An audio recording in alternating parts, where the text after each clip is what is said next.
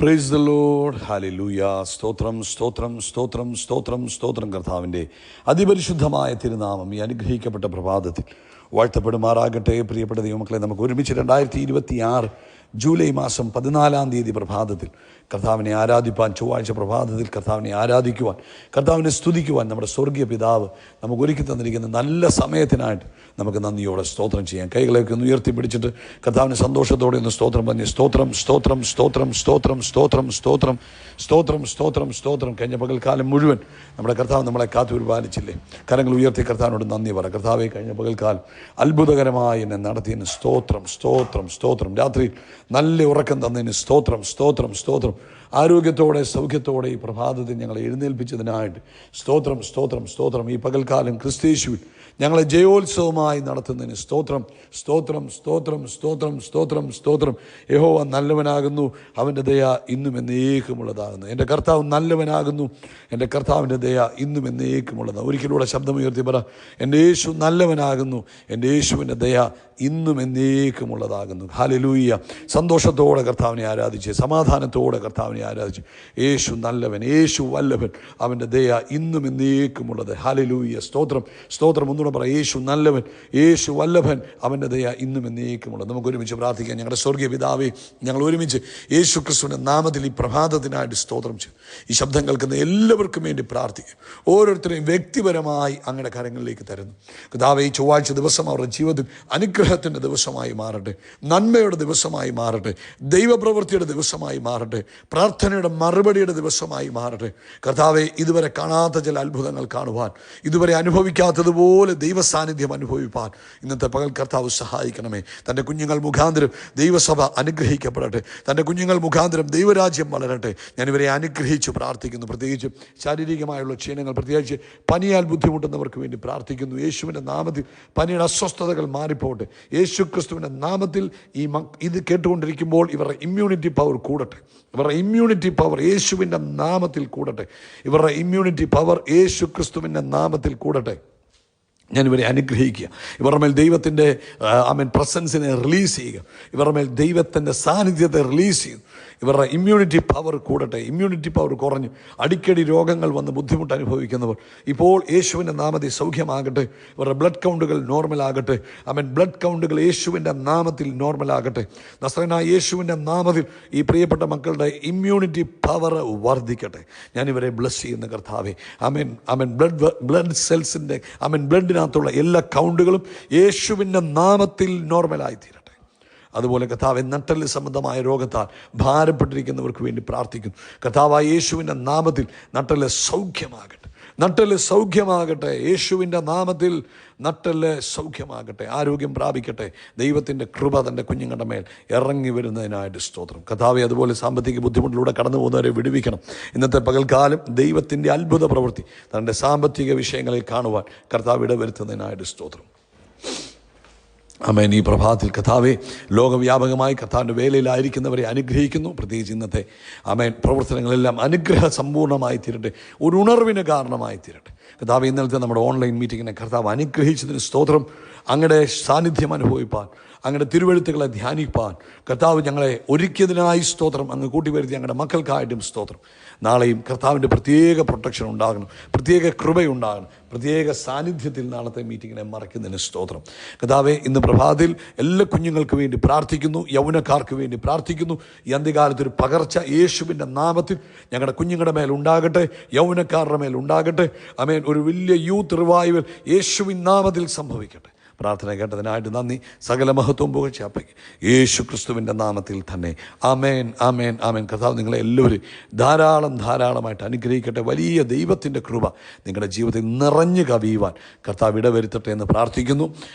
പ്രത്യേകമായിട്ട് ഇന്ന് പ്രഭാതത്തിൽ ആമേൻ പരിശുദ്ധാത്മാവ് നമുക്ക് തരുന്ന ആലോചന എന്ന് പറയുന്നത് 2 കൊരിന്ത്യർ ലേഖനം 1 അതിൻ്റെ 2 Corinthians ചാപ്റ്റർ നമ്പർ 2:11 11-ാമത്തെ വാക്യം. അവിടെ പറയുന്നത്, സാത്താൻ നമ്മെ തോൽപ്പിക്കരുത്.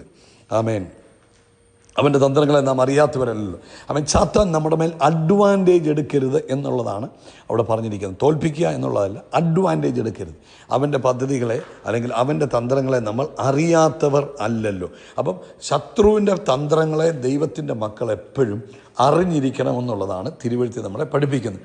ആമേൻ. പൗലോസ് അപ്പോസ്തലൻ കൊരിന്ത്യ സഭയോട് പറയുക, ആമേൻ, സാത്താൻ്റെ, പൈശാചികൻ്റെ അല്ലെങ്കിൽ നമ്മുടെ ശത്രുവിൻ്റെ ആമേൻ പദ്ധതികളെ തിരിച്ചറിയണം.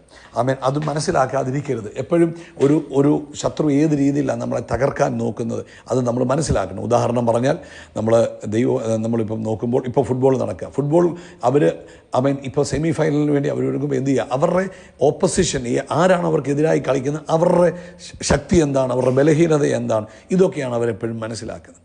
അതുപോലെ ഒരു രാജ്യവും അങ്ങനെ ചിന്തിക്കുന്നത്. രാജ്യം ശത്രുവിൻ്റെ തന്ത്രങ്ങൾ എന്താണ്, ശത്രു രാജ്യത്തിൻ്റെ തന്ത്രങ്ങൾ എന്താണ്, അത് തിരിച്ചറിയും. ആമേൻ. എപ്പോഴും നമ്മൾ മനസ്സിലാക്കണം, നമ്മുടെ എതിരായി നിൽക്കുന്ന പൈശാചികൻ്റെ പദ്ധതി എന്ന് പറയുന്നത് നമുക്ക് വിരോധമാണ്, നമ്മളെ പാപത്തിലിടുക, ദൈവത്തിൽ നമ്മളെ അകറ്റിക്കളയുക, നമ്മളെ ബലഹീനരാക്കി കളയുക, നമ്മുടെ പ്രാർത്ഥന കുറയ്ക്കുക.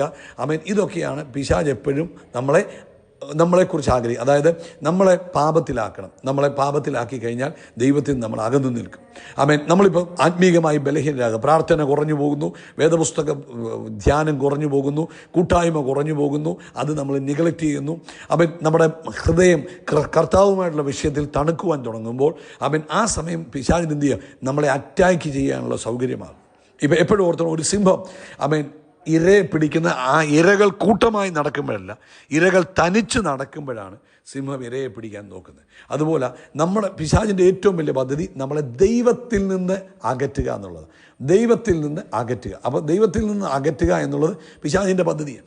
യോഹന്നാൻ്റെ സുവിശേഷം 15-ാം അധ്യായം 5-ാം വാക്യത്തിൽ പറഞ്ഞു, എന്നെ പിരിഞ്ഞ് നിങ്ങൾക്കൊന്നും ചെയ്യാൻ കഴിയത്തില്ല. അപ്പോൾ എന്താ പിശാച് ചെയ്യുന്നത്? നമ്മളെ യേശുവിൽ നിന്ന് അകറ്റുക, യേശുവുമായിട്ടുള്ള ബന്ധത്തിൽ നിന്ന് നമ്മളെ അകറ്റുക. അപ്പോൾ അങ്ങനെ വരുമ്പം നമുക്ക് കർത്താവിന് വേണ്ടി ഒന്നും ചെയ്യാൻ കഴിയത്തില്ല, നമ്മൾ ബലഹീനരായി പോവും. എപ്പോഴും പിശാചിന് നമ്മളെ അറ്റാക്ക് ചെയ്യാൻ പറ്റും.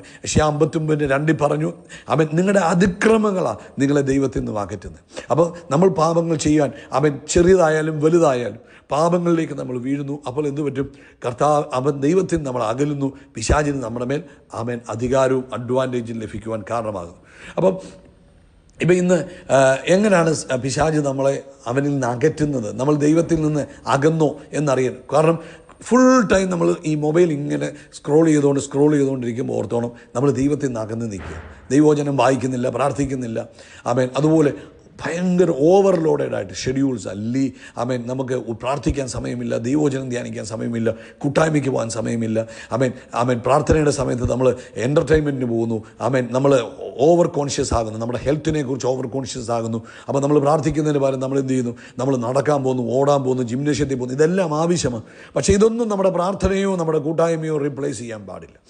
പിന്നെ അനാവശ്യമായ ചിന്തകൾ, അയ്യോ എങ്ങനായിത്തീരും ജീവിതം, എങ്ങനായിത്തീരും കുടുംബം, എങ്ങനായിത്തീരും അൺഫോർഗിവ്നെസ്, ബിറ്റർനെസ്, സ്പിരിച്വൽ ലേസിനെസ്, ഇതെല്ലാം എന്ത് വരും? ഇതെല്ലാം നമ്മുടെ ജീവിതത്തെ കർത്താവിൽ നിന്ന് അകറ്റിക്കളയും.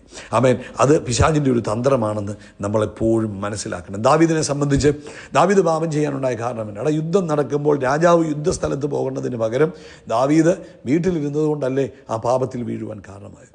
സോ എപ്പം നമ്മൾ ദൈവവുമായിട്ട് അടുത്ത് നിൽക്കുന്നു അവിടെ നമുക്ക് പ്രൊട്ടക്ഷനുണ്ട്. 91-ാം സങ്കീർത്തനം പറയുന്നത്, അത്യുന്നതൻ്റെ മറവിൽ വസിക്കുക, സർവശക്തൻ്റെ നിഴലിൻ്റെ കീഴിൽ, അതാണ് ഫെലോഷിപ്പ്. അതിൽ വസിക്കുമ്പോൾ എന്തില്ല? നമുക്ക് സംരക്ഷണമാണ്, പ്രൊട്ടക്ഷനാണ് ഉള്ളത്. സോ ഇന്ന് പ്രഭാതത്തിൽ പ്രിയപ്പെട്ടവരെ, നമ്മളോട് തന്നെ ചോദിക്കാം, നമ്മൾ പിശാചിൻ്റെ തന്ത്രങ്ങളെ തിരിച്ചറിയുന്നുണ്ടോ? നമ്മൾ ഈ ചെയ്യുന്ന കാര്യങ്ങളെക്കുറിച്ച് നമ്മളൊന്ന് ചിന്തിച്ചാൽ മതി. ഈ ചെയ്യുന്നത് ദൈവത്തോട് എന്നെ അടുപ്പിക്കുമോ? എൻ്റെ പ്രാർത്ഥനാ ജീവിതത്തെ ബലഹീനമാക്കുകയാണോ, അതോ പ്രാർത്ഥനാ ജീവിതത്തെ ശക്തീകരിക്കുന്നോ? ദൈവത്തോടുള്ള സ്നേഹം, ദൈവവചനത്തോടുള്ള സ്നേഹം വർദ്ധിക്കുന്നുണ്ടോ, അതോ അതിന് പകരമായി മറ്റുള്ള കാര്യങ്ങൾ എൻ്റെ ജീവിതത്തിൽ കയറി വരുന്നോ? അതുകൊണ്ട് ഇന്ന് പ്രഭാതത്തിൽ ദൈവത്തിൻ്റെ മക്കളെ പരിശുദ്ധാത്മാവ് നമ്മളെ ഓർപ്പിക്കുക, ശത്രുവിൻ്റെ തന്ത്രങ്ങളെ നമ്മൾ തിരിച്ചറിയണം. ദൈവത്തിൽ നിന്ന് അകറ്റുന്ന ഒന്നും ദൈവത്തിൻ്റെ അല്ല. ദൈവത്തിൽ നിന്ന് അകറ്റുന്ന സമ്പത്ത്, ദൈവത്തിൽ നിന്ന് അകറ്റുന്ന സാമൂഹികമായ നിലവാരങ്ങളെ, സാമൂഹികമായ നമുക്ക് ലഭിക്കുന്ന പൊസിഷനുകളെ ഒന്നും ദൈവത്തിൽ നിന്നുള്ളതല്ല. ദൈവത്തിൽ നിന്ന് അകറ്റുന്ന ഒന്നും ദൈവം നമുക്ക് തരത്തില്ല. നമ്മൾ നമ്മുടെ മക്കളെ നശിപ്പിക്കാനായിട്ട് എന്തെങ്കിലും കൊടുക്കും, ഒന്നും കൊടുക്കത്തില്ല. നമ്മൾ മക്കൾക്ക് കൊടുക്കുന്ന എപ്പോഴും മക്കളെ ദൈവത്തോട് ചേർക്കാനും നമ്മളോട് ചേർത്ത് നിൽക്കുന്നു. നമ്മൾ അങ്ങനെയുള്ളതേ മക്കൾക്ക് കൊടുക്കത്തില്ല. അതുപോലെ കർത്താവ് എന്ത് തന്നാലും അത് ദൈവത്തോട് അടുപ്പിക്കുന്നതായിരിക്കും, ദൈവത്തിൽ നിന്ന് അകറ്റുന്നതായിരിക്കത്തില്ല. അതുകൊണ്ട് തിരിച്ചറിയുക, ഈ ദിവസങ്ങളിൽ കർത്താവിനോട് കൂടുതൽ ക്ലോസായി ജീവിക്കുക, കർത്താവിനോട് അടുത്ത് നിൽക്കുക. അങ്ങനെ വരുമ്പോൾ ശത്രുവിൻ്റെ പദ്ധതികൾ നിങ്ങളുടെ ജീവിതത്തിൽ ജയിക്കത്തില്ല. നമുക്ക് ജയകരമായി മുന്നേറാൻ കഴിയും. നമുക്കൊരു ബോധ്യം കിട്ടും, ഞാൻ കർത്താവിനോട് അടുത്താണ് ജീവിക്കുന്നത്. അതുകൊണ്ട് കുഞ്ഞുങ്ങളെ ട്രെയിൻ ചെയ്യുക, നിങ്ങൾ ട്രെയിൻ ചെയ്യുക. അവനിൽ നിന്നല്ലോ നമുക്ക് സകലതും ലഭിക്കുന്നത്. അവനിൽ നിന്നല്ലോ, അവനാണ് നമ്മുടെ റിസോഴ്സ്, അവനാണ് നമ്മുടെ സോഴ്സ്. അതുകൊണ്ട് പ്രിയപ്പെട്ടവരെ, ഇന്ന് പരിശുദ്ധാത്മാവിൽ ഓർപ്പിക്കട്ടെ, ബി ക്ലോസ് വിത്ത് ഗോഡ്. ദൈവത്തോട് അടുത്ത് ചെല്ല്. ഈ അന്ത്യകാലത്ത് യേശുക്രിസ്തുവിൻ്റെ മടങ്ങി വരവ് ആസന്നമായിരിക്കുമ്പോൾ പിശാച് എങ്ങനെയും ആരെയും തകർത്ത് കളയണമെന്ന് വിചാരിച്ച് നടക്കുമ്പോൾ കർത്താവിനോട് അടുത്ത് ദൈവിക പദ്ധതിക്കകത്താകുവാൻ പരിശുദ്ധാത്മാവ് ഓർപ്പിക്കുന്നു. കർത്താവ് നിങ്ങളെ അനുഗ്രഹിക്കട്ടെ. കരങ്ങളെ ഉയർത്തി എന്നോട് ചേർന്ന് അവൻ എൻ്റെ തലയെ എണ്ണ കൊണ്ട് അഭിഷേകം ചെയ്യും, എൻ്റെ പാനപാത്രം നിറഞ്ഞു കവിയും, നന്മയും കരുണയും എൻ്റെ ആയുഷ്കാലമൊക്കെയും എന്നെ പിന്തുടരും. ആമേൻ. ഞങ്ങൾ ആകാശത്തിലെ നക്ഷത്രങ്ങൾ പോലെ, കടൽക്കരയിലെ മണൽത്തിരി പോലെ അത്യന്തം വർദ്ധിച്ചു വരും. We are blessed, we are really blessed, we are permanently blessed and highly favoured. God bless you, God bless you, God bless U.